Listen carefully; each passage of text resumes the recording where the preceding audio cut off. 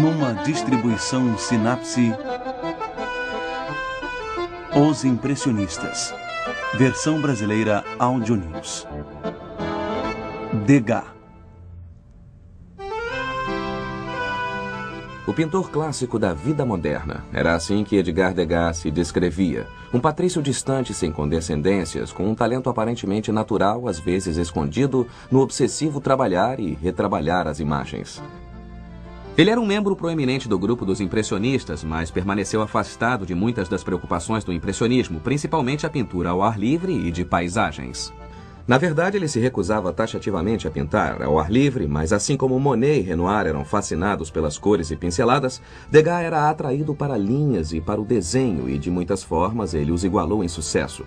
Ele fez mais experimentos com um amplo leque de suportes artísticos que qualquer outro artista do fim do século XIX, produzindo obras extraordinárias de escultura, aguaforte, pastel, óleo e fotografia. Todas técnicas empregadas por ele para explorar a figura humana, mulheres em particular. Ele veio de uma família de banqueiros de classe alta com ligações internacionais e aspirações aristocráticas. Seu pai nascera em Nápoles e sua mãe em Nova Orleans, mas Hilaire Germain Edgar Degas, como foi batizado, nasceu em Paris em 19 de julho de 1834 e teve uma infância confortável, até privilegiada. Com efeito, pela maior parte de sua longa vida, Degas foi um homem financeiramente independente.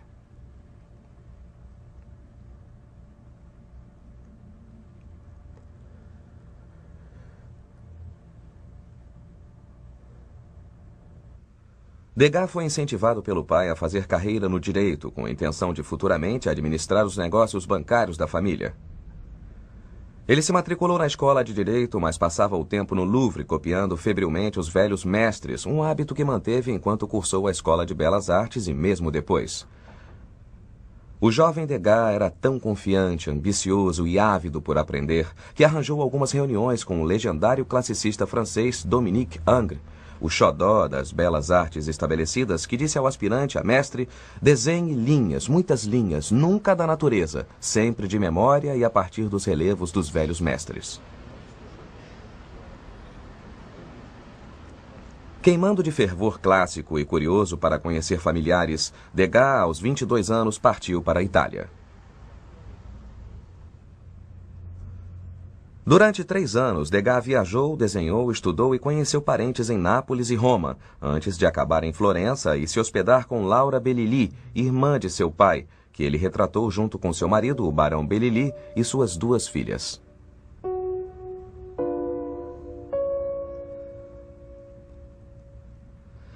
Este quadro é sua primeira obra de grande monta, o retrato de uma família não muito feliz, exibindo toda a grandiosidade de uma pintura histórica de grandes proporções. Sua tia Laura parece constrangida e infeliz. Na verdade, o pai dela, o avô de Degas, acabara de falecer e é relembrado no desenho em giz vermelho pendurado na parede ao fundo. A distância entre marido e mulher também é significativa, não se tratava de um casamento feliz. Laura se queixou abertamente do marido para o sobrinho Degas. E o desprezo do barão é claramente visível, principalmente na maneira relutante com que consente em virar a cabeça tanto para a família quanto para o pintor.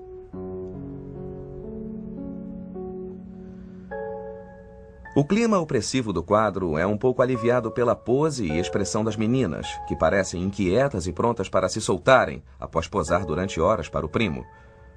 Mais brincalhão e com certeza mais livre é o cão da família, quase invisível no canto inferior direito, que sai correndo, mas tem a cabeça cortada ou decepada por Degas, como para enfatizar que o quadro deveria ser um instantâneo da vida, bem como um retrato cuidadosamente posado.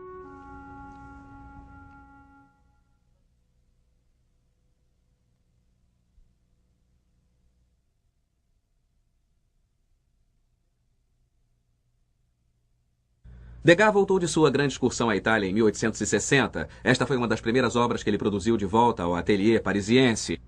De certa forma, ele está lutando com a ideia de história e pintura histórica, mas em vez de voltar aos italianos dos séculos XV e XVI que ele observara, ou mesmo para os romanos, ele volta ainda mais à Grécia e à Esparta, e cria uma imagem de crianças espartanas se exercitando.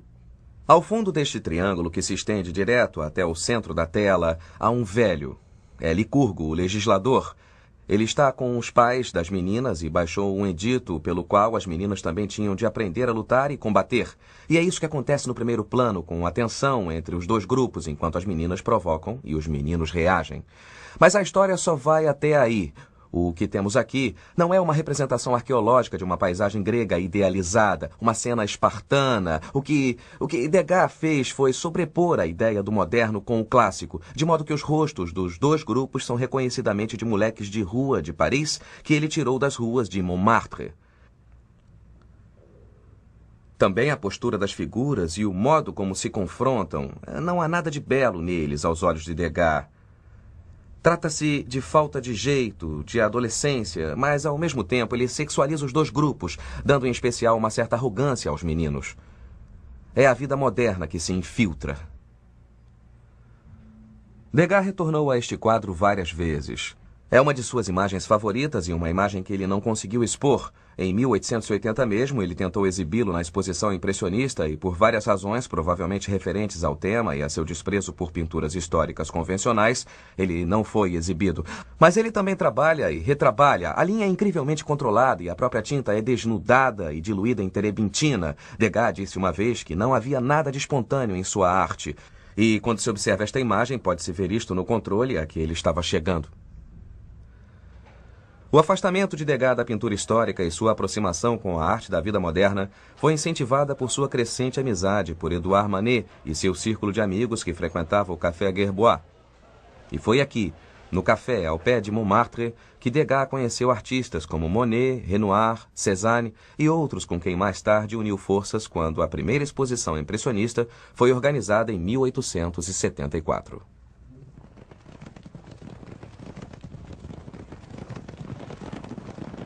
Degas tinha pouco ou nenhum interesse por pintar paisagens, mas ele adorava cavalos e se pôs a pintar um dia nas corridas.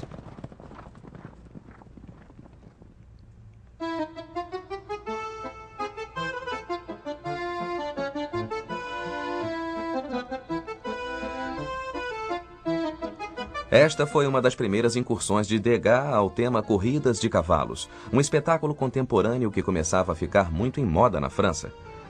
Ele pintou o novo e elegante Jockey Club de Longchamp, mas aqui vemos uma pista de corrida de subúrbio, com as altas chaminés de fábricas espetando a paisagem distante. Há uma crescente sensação de ansiedade enquanto os cavalos e os jockeys se reúnem no partidor da corrida, com a multidão visível logo adiante do inquieto grupo de equinos. O detalhe é graficamente observado e retratado por Degas com seu característico controle, mas ele também conseguiu gerar uma sensação de movimento em lenta aceleração através das exuberantes cores das sedas dos jockeys que atraem o olho da esquerda para a direita da tela, reunindo tudo em um grupamento triangular apertado no centro do quadro. Degas fez inúmeros desenhos para este quadro e para toda a sua obra, mas ele também começou a esculpir cavalos em argila e usar fotos de cavalos em pleno movimento para entender melhor a forma dos cavalos e como se portavam no espaço. E como melhor transferi-los para uma superfície plana. Esta faceta experimental e a exploração do espaço também começaram a surgir em seus retratos e em suas naturezas mortas.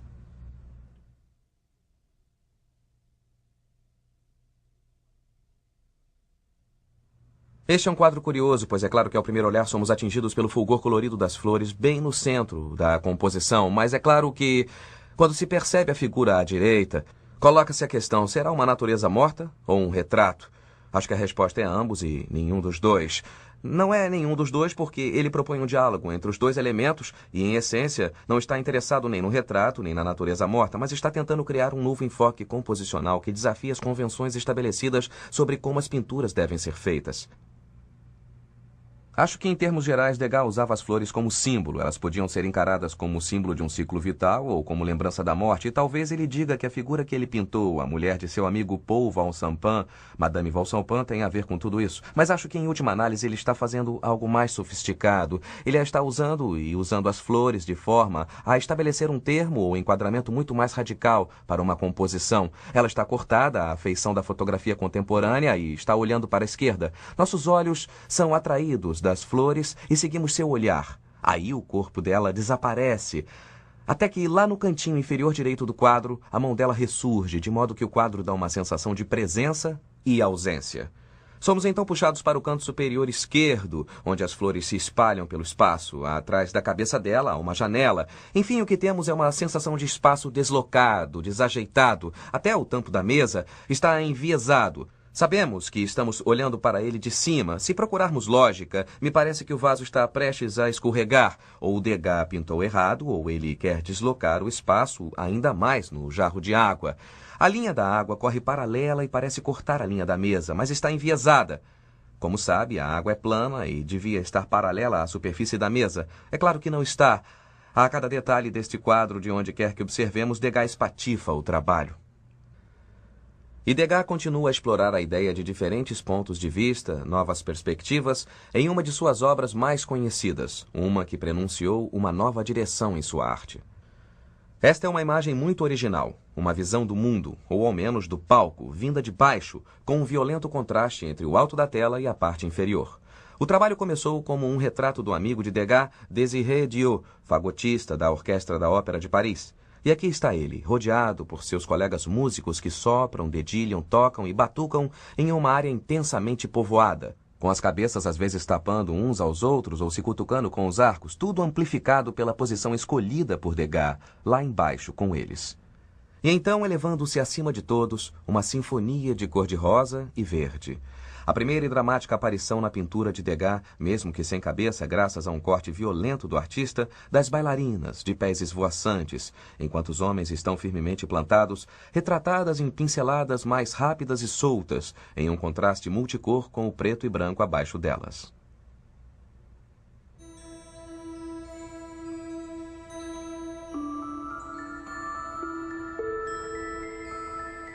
A reputação de Degas foi estabelecida em grande parte por sua primeira série de pinturas de bailarinas, e elas, por sua vez, determinaram o ritmo de quase toda a sua futura carreira.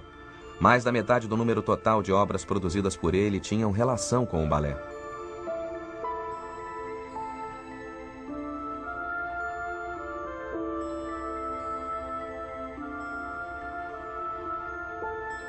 Esta magistral e complexa pintura, exibida na primeira exposição impressionista da primavera de 1874, mostra uma aula de dança dirigida por Gilles Perrault, um célebre maître de balé e coreógrafo que pontifica como um titã no centro do palco, com umas 20 e poucas mocinhas espalhadas diagonalmente pela tela como uma rendada frisa clássica. A composição foi inteligentemente concebida. Vejam as colunas de mármore verde que marcam um ritmo lento e insistente no alto do quadro e o bastão de ritmo do mestre ecoado pela divisão da janela no espelho. Um instrumento espacial que sugere a cidade do lado de fora e enfatiza ainda mais o espaço do próprio aposento. As bailarinas estão retratadas em um leque de poses diferentes, algumas concentradas intensamente enquanto aprendem os passos, elegantemente ensaiando para uma apresentação ao público, mas outras são apanhadas em momentos de maior privacidade, menos glamurosos, ajustando a saia ou a gargantilha, batendo papo ou bocejando, ignorando o olhar do artista e do observador. De certo modo, Degas ensaia suas próprias técnicas e tem um desempenho virtuoso nos quadros de bailarinas, com cada linha e pincelada graciosamente retratando o que ele chamava de essas criaturas distantes e maquiadas, às vezes em um mundo que parece próximo da fantasia, mas que ocultava as outras intenções de Degas. Chamam-me de pintor de bailarinas, assim dizem, falou Degas, sem entender que, para mim, a bailarina foi um pretexto para pintar lindos tecidos e retratar movimentos. Mas Degas também oferecia uma visão dos bastidores de uma parte da vida contemporânea. Mulheres trabalhando, às vezes em ocupações glamurosas como o balé, outras vezes escravizadas em tarefas mais árduas.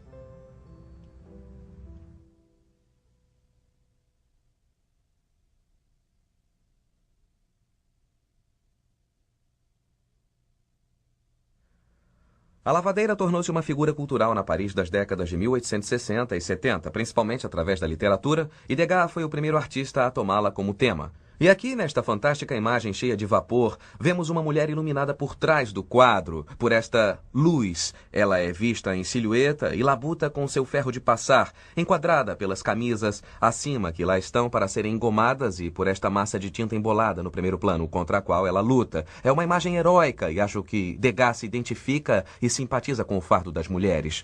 Ao mesmo tempo, É uma imagem de interesse histórico no que concerne ao impressionismo, pois ele a pintou para um amigo cantor em 1873 e depois pediu o quadro emprestado para a segunda exposição impressionista de 1876, mas não o devolveu mais. Em vez disso, ele pintou uma versão muito maior. Guardou este quadro consigo na intenção de terminá-lo, mas acho que no fim ele percebeu que o efeito desejado estava melhor realizado na versão que aqui vemos agora. Sabemos que ele tentou retocá-la um pouco, pois se olhar com atenção, percebe-se que a assinatura dele está levemente coberta de tinta. Mas no fim, o efeito da luz misturada ao vapor do ferro e a criação deste extraordinário efeito enevoado contentaram Degas. Mas eu acho que ele tira o chapéu para a técnica do que a mulher está fazendo e para o que o próprio Degas está tentando. Para mim, essas pinceladas lisas espelham a maciez da mulher ou o correr do próprio ferro. Mas o que domina o quadro e lhe dá vigor é esta área amassada contra a qual ela luta.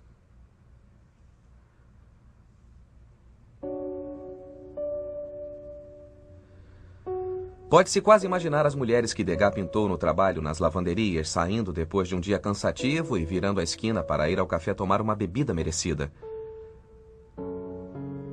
Aqui, Degas mostra um casal em um café, olhando melancolicamente com um copo do mortal e verde absinto na mesa em frente à mulher. Manet, amigo de Degas, pintara um almofadinha bebedor de absinto há cerca de uma década.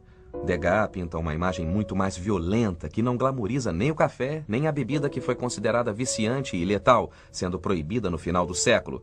Em vez disso, ele pinta um comovido retrato de um mundo sombrio em que a única válvula de escape é a bebida.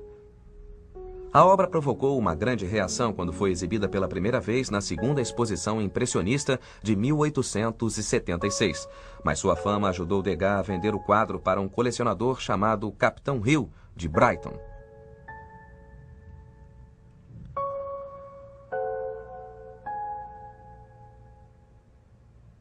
Degas participou de 7 das 8 exposições impressionistas montadas entre 1874 e 1886 e tornou-se o mais veemente defensor do grupo, um fervoroso campeão da solidariedade comunal para o estabelecimento e promoção do que ele chamava de uma nova sensibilidade. Diferente dos outros, entretanto, ele nunca aprovou o termo impressionismo como título coletivo, descrevendo a si mesmo e a seus companheiros como realistas e sublinhando a importância por eles compartilhada da vida contemporânea como fonte do melhor da nova arte. Mas enquanto Monet, Renoir, Pissarro e outros continuavam a pintar ao ar livre, Degas permaneceu decididamente nos interiores. Ele enxergava pouco, sendo míope de um olho e tendo um ponto cego no outro, e a luz intensa o incomodava. Em seus últimos anos, ele descreveu a luz do sol como mais Monet do que eu aguento, mas a obscuridade o fascinava tanto literal quanto metaforicamente e o levou a fazer experiências com imagens e técnicas.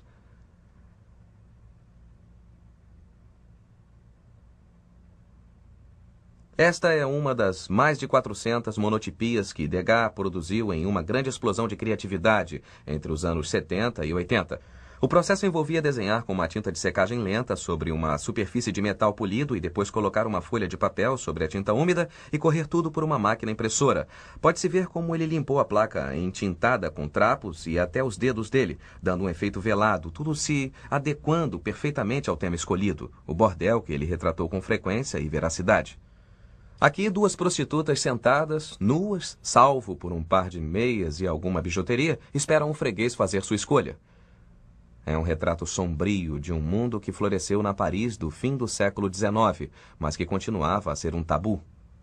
Um mundo que Degas vivenciou em primeira mão. Como muitos homens de sua classe, Degas frequentou bordéis, fato confirmado em cartas enviadas pelo artista a vários amigos, mas igualmente óbvio aqui, nas próprias monotipias.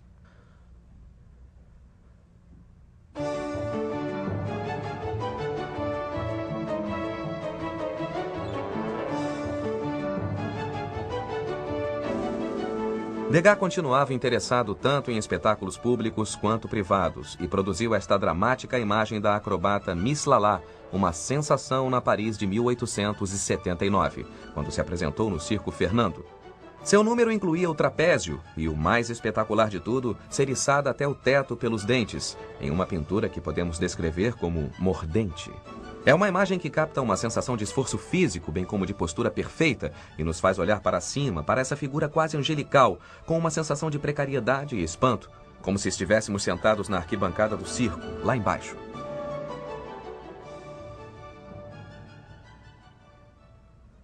Degas causou grande impacto na 8ª e última exposição impressionista em 1886, com uma série de pinturas de mulheres no banho que se lavavam e secavam. Muitos críticos consideravam as mulheres feias e o tema ofensivo. Diferente das imagens clássicas de mulheres nuas saltitando na água, havia algo mais furtivo nas pinturas de Degas. Até o momento, explicou Degas, o nu sempre foi representado em poses que pressupõem uma plateia, mas as minhas mulheres são gente simples, honesta. É como se fossem bisbilhotadas pelo buraco da fechadura. Efetivamente, Degas criou estas obras no ateliê, com as modelos postadas cuidadosamente com ênfase no movimento do corpo humano, mais do que na expressão do estado de espírito da mulher em si. Raramente chegamos a ver seus rostos e o anonimato reforça o fato de que estas figuras são estudos elegantes, observadas acuradamente e retratadas com sensualidade em um outro material, o pastel. O quadro começa com um desenho a carvão, sobre o qual Degas aplica pastéis de cores vivas em pinceladas tão brilhantes quanto as de qualquer quadro impressionista. Degas gostava do pastel por ele ser um instrumento seco que podia ser retrabalhado muito mais facilmente que a tinta a óleo. Ele também tem uma qualidade pulverenta que ajuda a sugerir uma visão fugaz. Acima de tudo, o pastel o ajuda a desenhar com cores, ou como ele dizia, sou um colorista com linhas.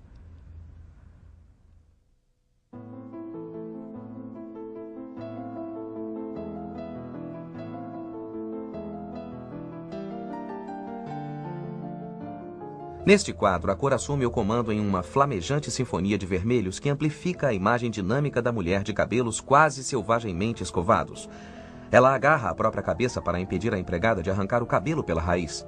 O impulso da pintura segue a linha do movimento de puxada, do canto inferior esquerdo para o alto à direita. E no que poderia ser uma imagem fugidia de vaidade de alcova, Degas nos dá uma imagem quase desconfortável de energia. As banhistas são o estágio final da crônica que Degas fez das várias experiências das mulheres contemporâneas, chegando quase à obsessão com todos os aspectos concebíveis de suas vidas catalogados e usados como veículo para a exploração de diferentes instrumentos artísticos. Nos anos 90, com o agravamento da visão, suas imagens de mulheres se tornaram ainda mais radicais, retratadas em close-ups, ainda mais aproximados, de formas cortadas e cada vez mais abstratas. Neste quadro ousado, as formas são sobrepostas, com as figuras visíveis na distância, mas o movimento do quadro o joga na nossa cara, amplificado pelas peles de pigmento pastel, criando um padrão de cores caleidoscópicas. É uma digna apoteose para o mestre da dança, Degas, uma obra vertiginosa, animada no estilo e no tema, e como observou um historiador da arte, elevando a pintura em pastel a uma forma de arte maior. Ironicamente, em seu tardio uso de cores vivas, simplificadas, com um certo grau de abandono, Degas aproximou-se das preocupações da veia principal do impressionismo, mas ele também antecipou um enfoque mais expressionista da arte que floresceu no século seguinte. Acima de tudo, foram suas linhas, seu senso de experimentação, junto com uma complexa e frequentemente sombria visão da vida contemporânea, que fascinaram artistas de Picasso em diante.